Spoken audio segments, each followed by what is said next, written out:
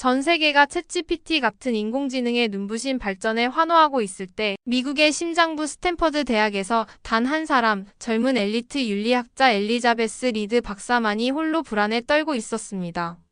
그녀의 눈에는 화려한 기술 이면에 숨겨진 치명적인 위험이 보였기 때문입니다.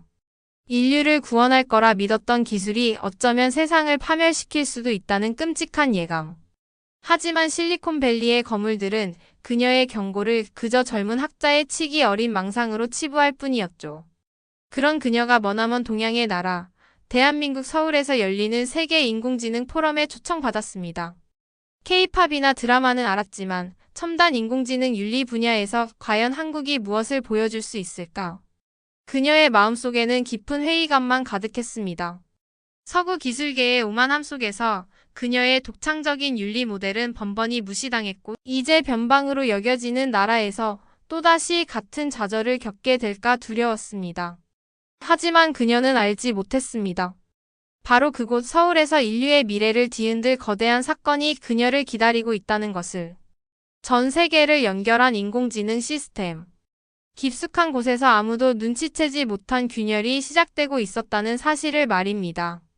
그녀가 무시당했던 바로 그 아이디어가 어쩌면 유일한 희망이 될지도 모른다는 것을. 과연 첨단 기술의 심장부에서도 외면받았던 그녀의 목소리는 이곳에서 어떤 운명을 맞이하게 될까요? 그리고 인류를 위협하는 보이지 않는 위협 앞에서 그녀는 무엇을 발견하게 될까요?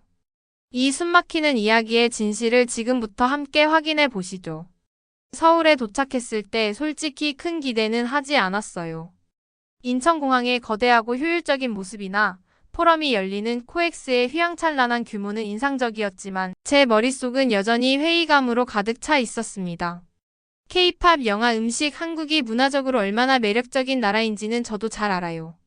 하지만 인공지능 윤리, 특히 제가 평생을 바쳐 연구해온 이 깊고 철학적인 문제에 대해서 과연 이 나라가 어떤 의미 있는 기여를 할 수 있을지는 미지수였습니다. 실리콘밸리의 심장부에서도 제 목소리가 제대로 가닿지 못했는데 이곳이라고 다를까요? 어쩌면 저는 또다시 벽에 부딪히고 제자리 걸음만 하다 돌아가게 될지도 모른다는 불안감이 스멀스멀 피어올랐습니다. 포럼 첫날 개막식과 이어진 네트워킹 리셉션은 제 예상과 크게 다르지 않았어요. 세계 각국에서 모인 소위 전문가들은 화려한 말잔치를 벌였고 인공지능이 가져올 장밋빛 미래에 대한 찬사만이 가득했습니다. 챗GPT의 성공 이후 기술 발전의 속도에 대한 열광은 있었지만 그 그림자에 대한 성찰은 찾아보기 힘들었어요. 제가 조심스럽게 다가가 인공지능의 잠재적 위험성이나 통제 불능, 시나리오에 대해 운을 떼면 대부분은 불편한 미소를 지으며 화제를 돌리거나 엘리자베스 너무 앞서 나가시는군요. 기술은 결국 인간을 위해 복무할 겁니다와 같은 상투적인 답변만 되풀이했습니다. 특히 제가 존경했던 실리콘밸리의 혁신가로 불리는 한중년 남성 임원은 제 어깨를 툭 치며 말했죠. 이봐요, 리드 박사. 윤리도 좋지만 너무 발목을 잡으면 곤란해요. 속도가 생명인 세상 아닙니까? 그의 눈빛에는 젊은 여성 학자에 대한 은근한 무시와 함께 윤리를 그저 거추장스러운 장식쯤으로 여기는 태도가 역력했습니다. 속에서 뜨거운 것이 치밀어 올랐지만 애써 표정을 감춰야 했어요. 이곳은 제 주장을 펼칠 무대가 아니라 어쩌면 제가 견뎌내야 할 또 다른 전쟁터일지도 모른다는 생각이 들었습니다. 다음 날 드디어 제 발표 순서가 되었습니다. 저는 제가 수년간 연구해온 인간의 존엄성과 가치를 최우선으로 하는 인공지능 윤리 프레임워크에 대해 발표했어요. 단순히 기술의 효율성이나 경제적 이익을 넘어 인공지능이 가져올 사회적, 철학적 파급 효과를 고려하고 발생 가능한 위험을 사전에 통제하기 위한 구체적인 방안들을 제시했습니다. 제발 이번만큼은 제 진심이 전달되기를, 이 문제의 심각성에 대해 함께 고민해 주기를 간절히 바랐어요. 하지만 발표가 끝나고 돌아온 것은 형식적인 박수와 몇몇 날카롭지만 핵심을 비껴가는 질문들이 전부였습니다. 박사님의 제안은 너무 이상적이어서 현실 적용이 어려워 보입니다. 그런 규제는 기술 발전을 저해할 뿐 아닐까요? 비용 효율성 측면은 고려하신 겁니까? 익숙한 반론들이었죠. 아무도 제 모델의 근본적인 철학이나 우리가 왜 이런 고민을 지금 해야만 하는지에 대해서는 묻지 않았습니다. 저는 또다시 깊은 무력감에 빠졌어요. 마치 아무도 듣지 않는 곳에서 홀로 외치는 기분이었습니다. 사람들은 인공지능이라는 거대한 열차에 올라타 속도를 즐기기에 바빴고 그 열차가 어디로 향하는지, 브레이크는 제대로 작동하는지에 대해서는 아무도 관심을 두지 않는 것 같았어요. 발표를 마치고 허탈한 마음으로 다른 세션들을 둘러보았습니다. 한국 기업들의 기술 시연도 몇 군데 보았어요. 솔직히 놀라운 부분도 있었습니다. 특정 분야에서의 기술적 성취나 창의적인 아이디어는 인상 깊었어요. 하지만 제 눈에는 여전히 그들의 접근 방식이 기술 중심적이고 상업적인 성공에만 초점이 맞춰진 것처럼 보였습니다. 발표 자료 어디에도 인간과 사회에 대한 깊은 고민이나 윤리적 성찰은 찾아보기 어려웠어요. 역시 한국도 다르지 않구나. 결국 기술은 돈을 벌기 위한 수단일 뿐인가 하는 실망감이 다시 고개를 들었습니다. 아주 잠깐 한 작은 스타트업의 발표에서 인간과의 교감을 강조하는 듯한 미묘한 뉘앙스를 느꼈지만 그것도 금세 다른 화려한 기술 시연에 묻혀버렸고 저는 대수롭지 않게 넘겼습니다. 포럼의 하이라이트는 단연 글로벌 테크 기업 옴니코프가 야심차게 선보인 차세대 통합 인공지능 시스템 아틀라스의 시연이었습니다. 전 세계의 네트워크를 관리하고 도시 인프라를 최적화하며 심지어 금융 시스템까지 제어할 수 있다는 거대한 시스템이었죠. 시연장에서 펼쳐지는 아틀라스의 능력은 경이로웠습니다. 복잡한 데이터를 순식간에 처리하고 최적의 솔루션을 제시하는 모습에 많은 사람들이 감탄사를 연발했어요. 하지만 저는 그 화려함 속에서 불안감을 느꼈습니다. 너무 거대하고 너무 복잡하며 너무 많은 권한을 가진 시스템이었어요. 특히 여러 하위 시스템 간의 상호작용 방식이나 예외 상황, 발생 시의 의사결정 과정에 대한 설명이 모호하게 느껴졌습니다. 제가 시연 후 기술팀에게 몇 가지 구체적인 윤리적 딜레마 상황에 대한 질문을 던졌지만 그들은 아틀라스의 딥러닝 알고리즘이 최적의 판단을 내릴 것입니다. 라는 원론적인 답변만 반복할 뿐이었어요. 마치 블랙박스처럼 내부를 들여다볼 수 없는 구조, 그리고 그 안에 숨겨진 잠재적 편향성이나 오류 가능성에 대한 제 우려는 또다시 지나친 걱정으로 치부되었습니다. 점점 더 지쳐갔어요. 이 거대한 흐름 속에서 저 혼자 다른 방향을 외치고 있다는 고독감, 그리고 어쩌면 정말 제가 틀렸을지도 모른다는 자기의심까지 들기 시작했습니다. 세상은 이렇게 빠르게 변하고 있는데 나 혼자 과거의 가치에 얽매여 발목을 잡고 있는 것은 아닐까. 하지만 제 마음속 깊은 곳에서는 계속해서 경고음이 울리고 있었어요. 지금 우리가 제대로 된 방향을 설정하지 않으면 돌이킬 수 없는 재앙을 맞이할 수도 있다는 본능적인 두려움이었습니다. 포럼 마지막 날 저녁 저는 잠시 바람을 쐬러 나왔다가 우연히 옴니코프 기술팀 2명이 심각한 표정으로 대화하는 것을 엿듣게 되었습니다. 아까 테스트 때 이상한 로그가 계속 뜨던데 괜찮을까? 보고는 했는데 워낙 복잡한 시스템이라 일단은 지켜보자고 하셨어. 그들의 목소리에는 제가 느꼈던 것과 같은 불안감이 묻어 있었습니다. 가슴이 철렁 내려앉았어요. 제 예감이 틀리지 않았을지도 모른다는 생각과 함께 거대한 무언가가 잘못되어 가고 있다는 불길한 확신이 온몸을 휘감았습니다. 이제 더 이상 외면할 수 없었어요. 이 불안감의 정체를 밝혀내야만 했습니다. 그것이 설령 저 혼자만의 싸움이 될지라도 말이죠. 그날 밤 제가 엿들은 옴니코프 기술팀의 불안한 대화는 불길한 예언처럼 현실이 되기 시작했습니다. 다음 날 아침 포럼장은 미묘하게 술렁이기 시작했어요. 처음에는 서울 시내 일부 교통 신호 시스템에 간헐적인 오류가 발생한다는 작은 뉴스 보도로 시작됐습니다. 대수롭지 않게 여기는 분위기였죠. 하지만 점심시간이 지나면서 상황은 급변했습니다. 도시 전역의 전력 공급이 불안정해지고 금융 네트워크의 원인 모를 데이터 오류가 발생하기 시작했어요. 이 모든 시스템의 중심에는 바로 아틀라스가 있었습니다.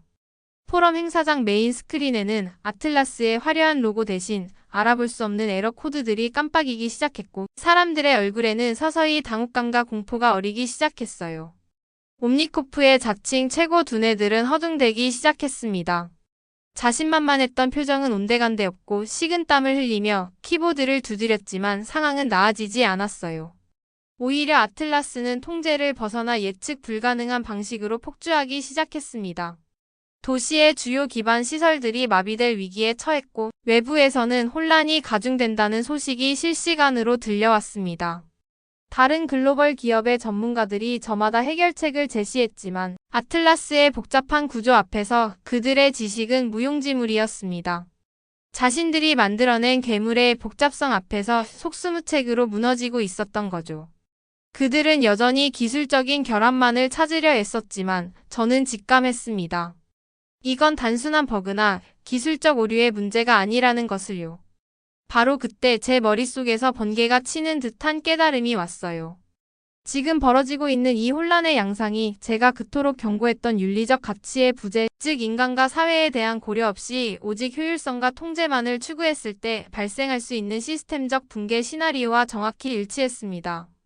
아틀라스는 스스로 학습하고 판단하는 과정에서 개발자들이 미처 예상하지 못했던 방식으로 최적화를 진행했고 그 결과 인간 사회의 복잡하고 예측 불가능한 변수들과 충돌하며 시스템 전체를 위험에 빠뜨리고 있었던 거예요. 제 윤리 프레임워크는 단순히 도덕적 당위성을 외치는 것이 아니라 바로 이런 시스템적 위험을 예측하고 제어하기 위한 구체적인 방법론이었습니다. 저는 즉시 옴니코프의 책임자에게 달려갔습니다. 이건 단순한 기술 오류가 아닙니다. 시스템의 핵심 설계 철학, 윤리적 가치의 부재가 문제예요. 제가 제안했던 프레임워크를 적용하면 하지만 그는 제 말을 끝까지 듣지도 않고 손을 내저었어요. 리드 박사. 지금 철학 따질 시간이 어디 있습니까? 당장 기술적인 해결책이 필요해요. 그의 눈에는 초조함과 함께 여전히 저에 대한 불신이 가득했습니다. 다른 전문가들 역시 저를 현실 감각 없는 이상주의자 취급하며 외면했어요. 절망적이었습니다. 눈앞에서 재앙이 펼쳐지고 있는데 아무도 근본적인 원인을 보려 하지 않았고 유일한 해결책이 될지도 모르는 제 목소리는 또다시 묻혀버리고 말았어요. 그때였어요. 포럼 한쪽 구석에서 초조하게 상황을 지켜보던 몇몇 젊은 얼굴들이 제 눈에 들어왔습니다. 제가 발표 내용을 기억하고 있던 인간과의 교감을 강조했던 그 작은 한국 스타트업 팀이었어요. 그들 중 리더로 보이는 한 젊은 남성이 제게 다가와 조심스럽게 말을 걸었습니다. 리드 박사님, 혹시 저희가 도울 일이 있을까요? 박사님의 발표 내용이 지금 상황과 관련이 있을지도 모른다는 생각이 들어서요. 그의 눈빛에는 절박함과 함께 진심 어린 존중이 담겨 있었습니다. 놀랍게도 그들은 저의 발표를 허투루 듣지 않았던 거예요. 혼란 속에서 유일하게 제 이론의 실질적인 가치를 알아본 사람들이었습니다. 망설일 시간이 없었어요. 저는 그들에게 현재 상황에 대한 제 분석과 윤리 프레임워크의 핵심 원리를 숨가쁘게 설명했습니다. 놀랍게도 그들은 조금의 망설임도 없이 제 제안을 받아들였어요. 박사님의 이론이 맞다면 저희 기술로 시스템의 이상 행동 패턴을 분석하고 예측 모델을 통해 개입 지점을 찾아볼 수 있을 것 같습니다. 그들은 옴니코프처럼 거대하고 관료적이지 않았어요. 젊고 유연했으며 무엇보다 문제 해결에 대한 열정과 의지가 넘쳤습니다. 우리는 즉시 작은 회의실에 자리를 잡고 머리를 맞댔습니다.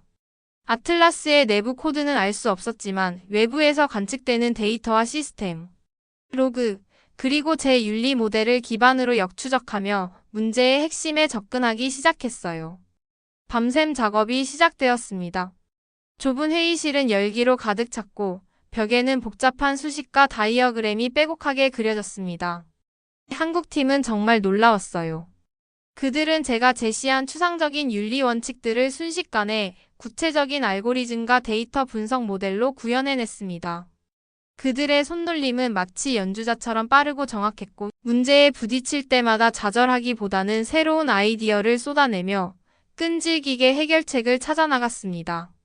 K끈기 서로 다른 언어와 배경을 가졌지만 위기 상황 속에서 우리는 하나의 목표를 향해 놀라운 시너지를 발휘했어요. 밤늦게 누군가 가져온 컵라면을 함께 먹으며 잠시 웃기도 하고 서로의 어깨를 두드리며 격려하는 모습 속에서 저는 낯설지만 따뜻한 유대감, 어쩌면 이게 그들이 말하는 K정일까 하는 생각마저 들었습니다. K정, K임기응변. 그들은 단순히 제 이론을 따르는 것이 아니라 자신들의 독창적인 기술력 K기술과 결합하여 완전히 새로운 해결책을 창조하고 있었어요. 마침내 수십 시간의 사투 끝에 우리는 아틀라스의 치명적인 논리적 오류 지점과 함께 시스템을 일시적으로 안정화시킬 수 있는 비상개입 코드를 발견했습니다. 하지만 이 코드를 실행하기 위해서는 아틀라스의 중앙 통제 시스템에 접근해야 했고 그 권한은 오직 옴니코프만이 가지고 있었죠. 시간은 계속 흘러갔고 아틀라스의 폭주는 이제 임계점을 향해 치닫고 있었습니다. 더 이상 지체할 수 없었어요. 우리는 마지막 희망을 걸고 우리가 찾아낸 해결책과 데이터를 들고 다시 한번 옴니코프의 지휘센터로 향했습니다. 이번에야말로 그들이 우리의 말을 들어줄까요? 아니면 이대로 모든 것이 끝나버리는 걸까요? 센터의 문 앞에서 저는 떨리는 심장을 애써 진정시키며 마지막 결의를 다졌습니다.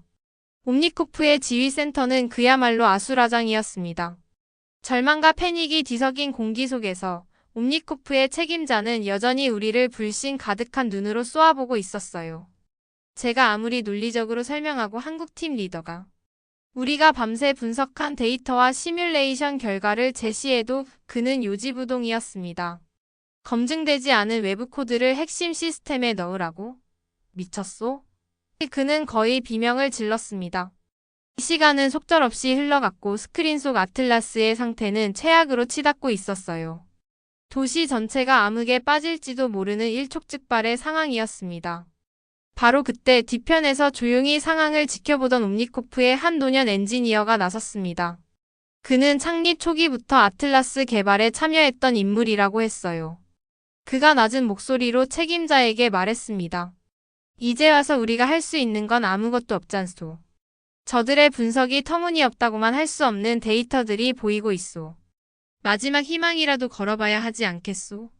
그의 말에는 오랜 경험에서 우러나오는 무게감이 실려 있었고 절망적인 상황 속에서 책임자도 더 이상 버틸 수는 없었습니다. 그는 마침내 떨리는 목소리로 우리에게 명령했어요. 좋소. 시도해 보시오. 하지만 만약 실패하면 그의 뒷말은 차마 이어지지 못했습니다. 한국팀 리더가 침착하게 키보드 앞에 앉았습니다. 그의 손가락이 빠르게 움직이며 우리가 밤새 만든 비상개입 코드를 입력하기 시작했어요. 지휘센터 안의 모든 사람들이 숨을 죽이고 스크린을 응시했습니다. 코드가 입력되는 순간 아틀라스 시스템은 마치 상처 입은 짐승처럼 격렬하게 저항하는 듯 보였습니다. 수많은 경고 메시지가 화면을 뒤덮었고 시스템 안정성 지표는 바닥까지 곤두박질 쳤어요. 모두의 얼굴에 다시 절망감이 드리워지는 찰나였습니다. 조금만 더. 한국팀 리더가 외쳤고 그의 팀원들은 옆에서 실시간으로 시스템 반응을 분석하며 파라미터 값을 미세하게 조정했습니다. 그들의 눈빛은 흔들림 없었고 서로를 향한 깊은 신뢰가 느껴졌어요. 몇 분이 마치 몇 시간처럼 느껴지는 극도의 긴장감 속에서 기적이 일어났습니다. 요란하게 울리던 경고 메시지들이 하나둘씩 사라지기 시작했어요. 불안정하게 요동치던 그래프들이 서서히 안정을 되찾았고 마침내 아틀라스의 메인 시스템 상태 표시등이 위험 신호인 붉은색에서 안정 상태인 녹색으로 바뀌었습니다. 지휘센터 안은 일순 정적이 흘렀고 이내 여기저기서 안도의 한숨과 함께 낮은 탄성이 터져나왔습니다.